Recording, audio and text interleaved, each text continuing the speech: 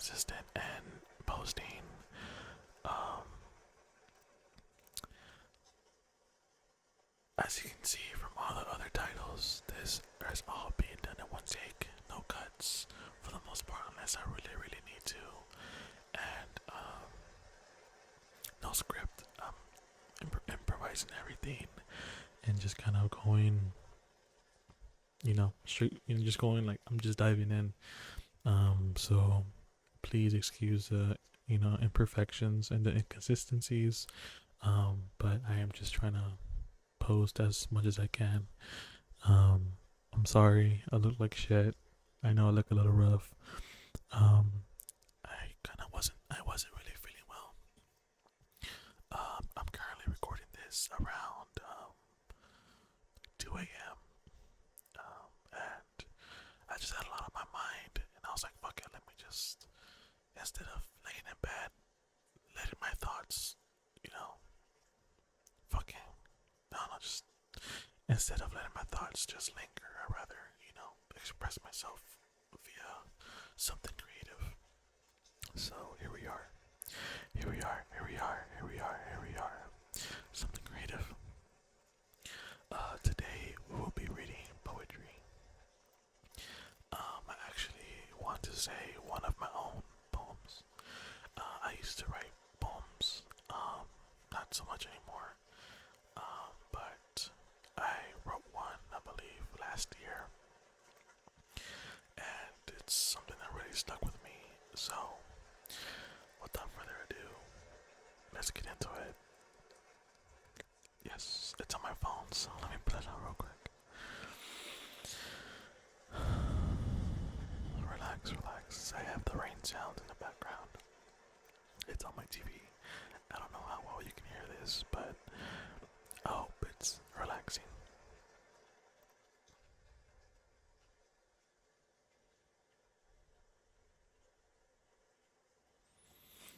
So I wrote this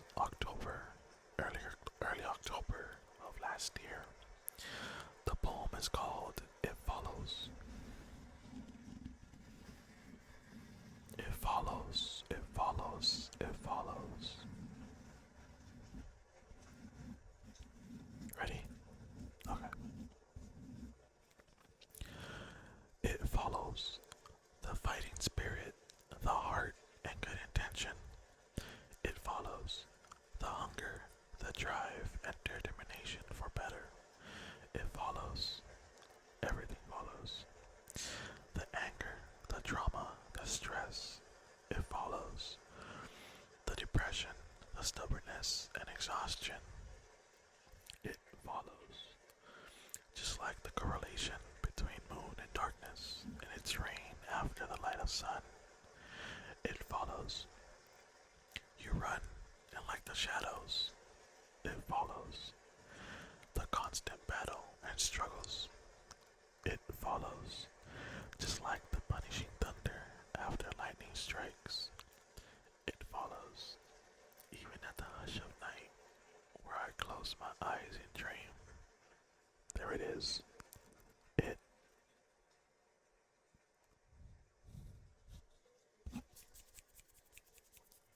Snap, finger, snap, finger, snap, finger, snaps.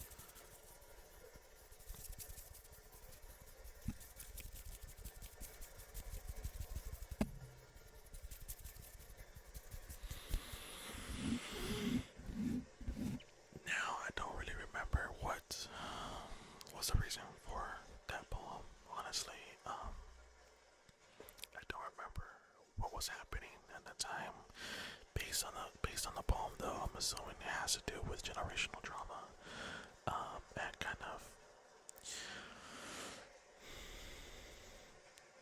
the how do I put this?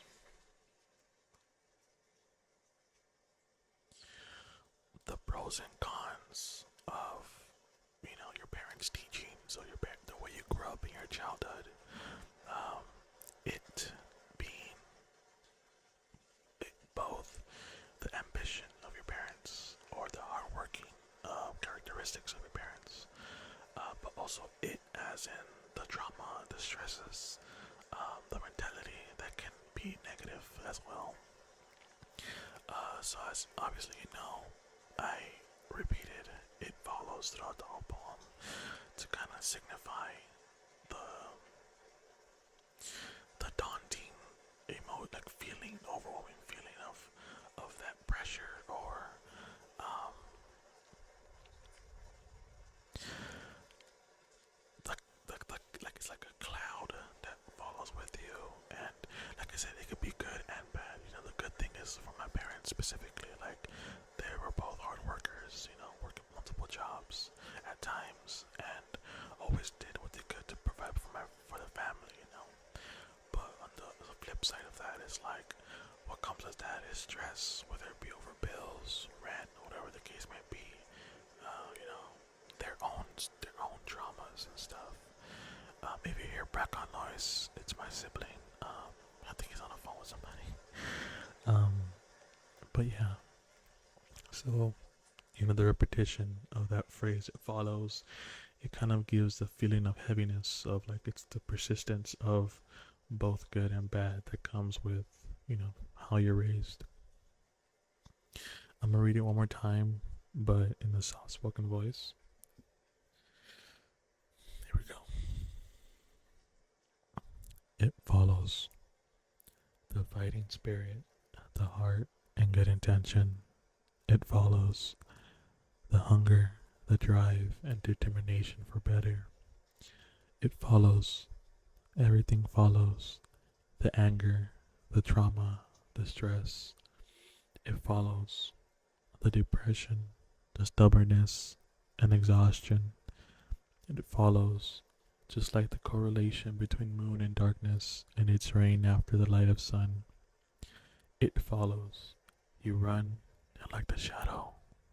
It follows the constant battle and struggles. It follows, just like the punishing thunder after lightning strikes. It follows, even at the hush of night, where I close my eyes. Close your eyes, close your eyes, close your eyes, close your eyes, close your eyes, close your eyes, close your eyes, and dream. There it is. It.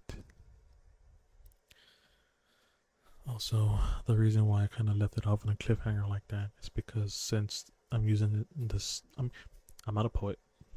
Just keep it a buck. I'm not a poet. I didn't study how to write poetry. I have not, like in school, I was never the best in English. I, you know, wasn't necessarily the best studious, person in school. But I've always enjoyed writing, and it felt like it was always an outlet for me. But the times that I did pay attention, I know repetition plays a big part. But the reason why I didn't say it that last time is because since your brain is hearing it over and over, it recognizes the pattern and it kind of fills in the blank for you. Um, yeah. And it also signifies that there's no closure, or at least at that time in my mindset, I felt like there wasn't closure. It was something I was consistently battling with, and it was something I was struggling with. I'm assuming at that time. I mean, I can understand. I'm still kind of working through it now. Um, but yeah, that's my poem. It follows.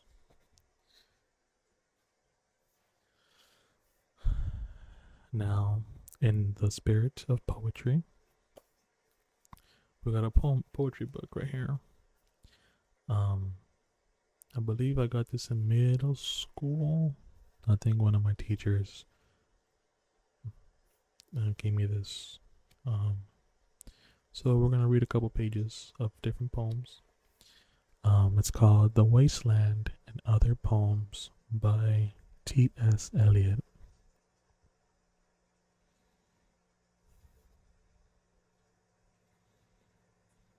T.S. Eliot. T.S. Eliot. Now we're gonna ask Siri for a random page.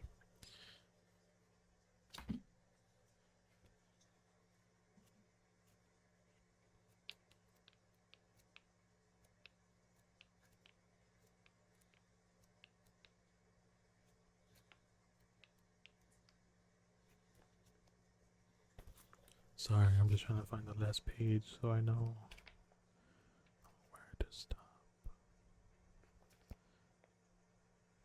think this is the last one.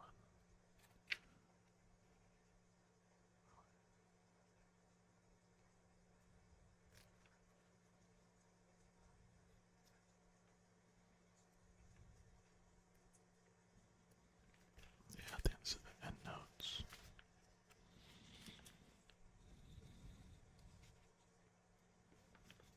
So I think this is the last one, 81. So it's 81 pages. Let's ask Siri. Hey Siri, choose a number between 1 and 81. She said 11. So here we go.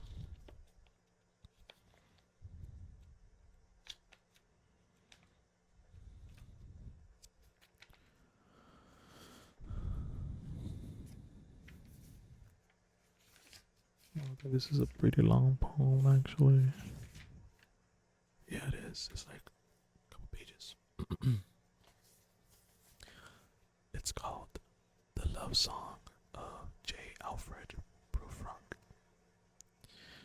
It's something in French, I think.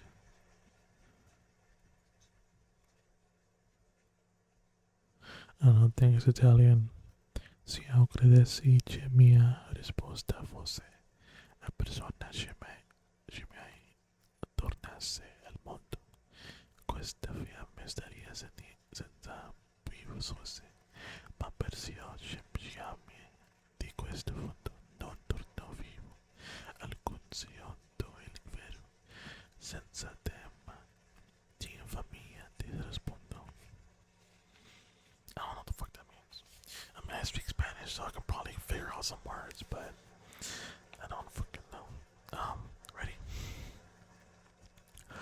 Let us go then, you and I, when the evening is spread out against the sky. Life, like a patient, etherized upon a table. Let us go through certain half-deserted streets, the muttering retreats of restless nights in one-night cheap hotels, and sawdust restaurants with oyster shells. Streets that follow like a tedious argument of insidious intent to lead you to an overwhelming question. Oh, do not ask, what is it? Let us go and make our visit. In the room the women come and go, talking of Michelangelo. The yellow fog that rubs its back upon the window. Oh, I'm sorry, let me repeat it. The yellow fog that rubs its back upon the window panes. The yellow smoke that rubs its muzzle on the window panes. Licked its tongue into the corners of the evening. Lingered upon the pools that stand in drains. Let fall upon its back the soot that falls from chimneys.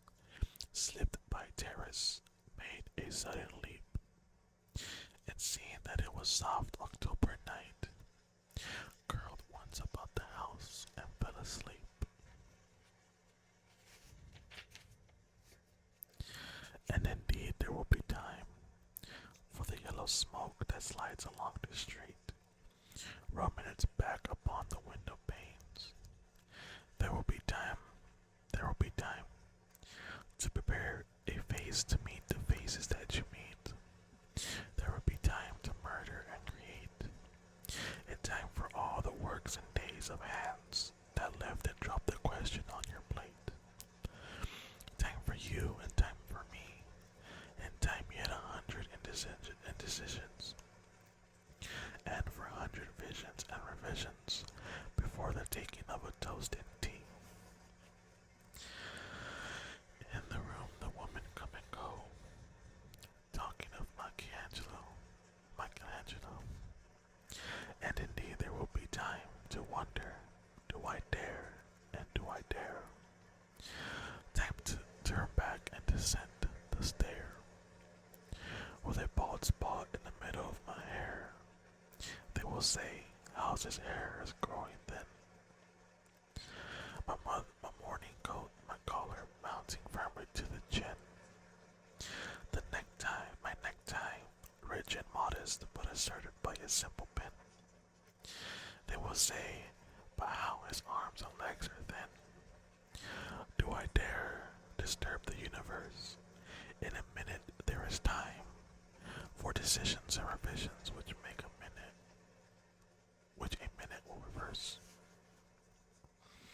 For I have known them all already, known them all, have known the evenings, mornings, afternoons. I have measured out my life with coffee spoons. I know the voices dying with a dying fall beneath the music from a farther room. So how should I presume?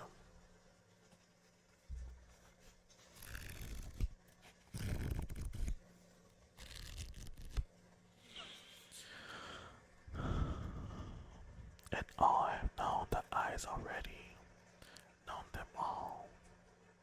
The eyes have fixed you in formulated phrase, and when I am formulated, sprawling on a pen, when I am pinned and wriggling on the wall, then how should I begin? To spit out all the built ends of my days and ways. And how should I presume? And I have known the arms already, known them all. Arms that are braceleted and white and bare, but in the lamplight downed with light brown hair. Is it perfume from a dress that makes me so digress? Arms that lie along a table or wrap around a shawl. And should I then presume, and how should I begin? Shall I say I have gone at dusk through narrow streets and watched the smoke that rises from the pipes of lonely men in shirt sleeves leaning out of windows? I should have been a pair of ragged claws scuttling across the floor of silent seas. In the afternoon, the evening sleeps so peacefully, smoothed by long fingers, asleep, tired, or it malingers. Damn, so long as fucking poem.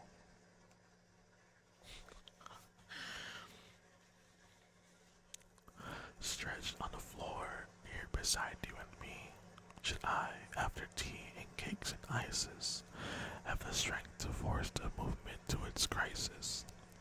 But though I have wept and fasted, wept and prayed, though I have seen my head grown slightly bald, brought in upon a platter, I am no prophet, and here is no great matter. I have seen the moment of my greatness flicker, and I have seen the eternal footman hold my coat and snicker.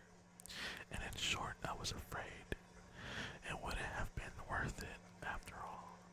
After the cups, the marmalade and the tea, among the porcelain, among some talk of you and me, would it have been worthwhile to have bitten off the matter with a smile, to have squeezed the universe into a ball, to roll it towards some overwhelming question, to say I am Lazarus come from the dead, back to tell you all I should tell you all, if one sitting, if one settling a pillow by her head, should say that is not what I meant at all, that is not it at all. And would it have been worth it after all? Would it have been worth a while? After the sun sets and the dooryards and the sprinkled streets, after the novels, after the teacups, after the skirts that trailed along the floor, and this and so much more. It is impossible to say just what I mean, but as if a magic lantern through the nerves and patterns on the screen, would it have been worthwhile? Let me check the camera real quick.